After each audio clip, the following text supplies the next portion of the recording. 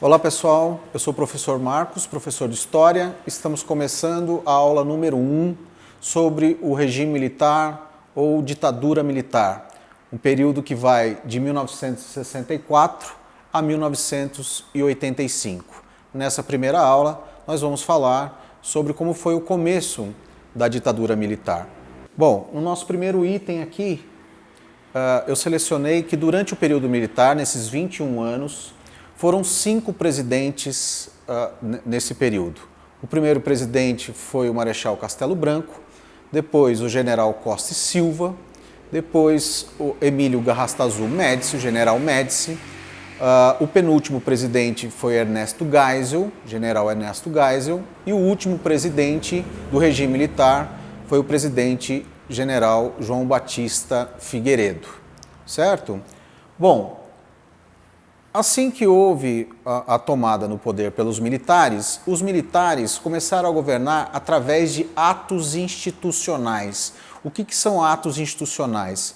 São decretos da Presidência da República que não passavam pelo Congresso, não passavam pela aprovação do Congresso e, portanto,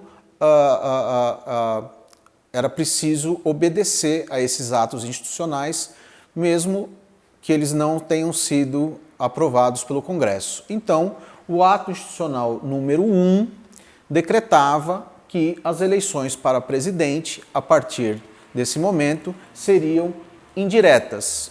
Outra coisa que o ato institucional número 1 determinava é que os partidos seriam extintos, todos os partidos políticos do Brasil foram proibidos e só foi permitido o funcionamento de 2 partidos, a Arena e o MDB. A Arena era o partido dos políticos que apoiavam o regime militar e o MDB era um partido de oposição, mas uma oposição branda, pois os militares não toleravam uma oposição verdadeira, digamos assim.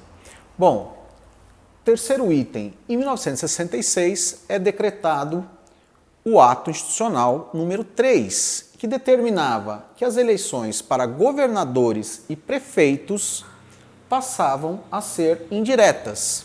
Outra coisa que o ato institucional número 3 determinou foi o fechamento do Congresso Nacional, ou seja, o poder legislativo perde força e o poder executivo da Presidência da República expande o seu poder. Em 1967, é criada uma nova Constituição.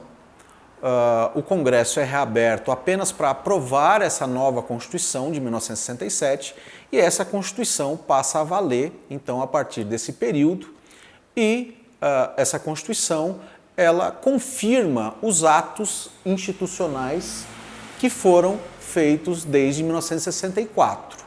Bom, lembrando, portanto, que aqui nós estamos fazendo um resumo, uma síntese dos primeiros momentos da ditadura militar e, portanto, surgindo dúvidas, vocês nos escrevam que a gente vai tentando esclarecer para vocês melhor esse conteúdo.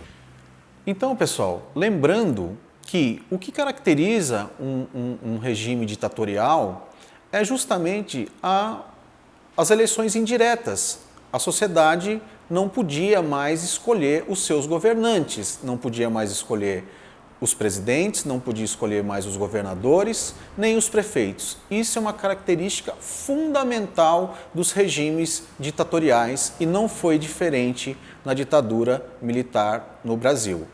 Na próxima aula, nós vamos falar sobre o auge da ditadura militar, o período que vai de 1968 até 1977. Então, fique ligado na aula número 2.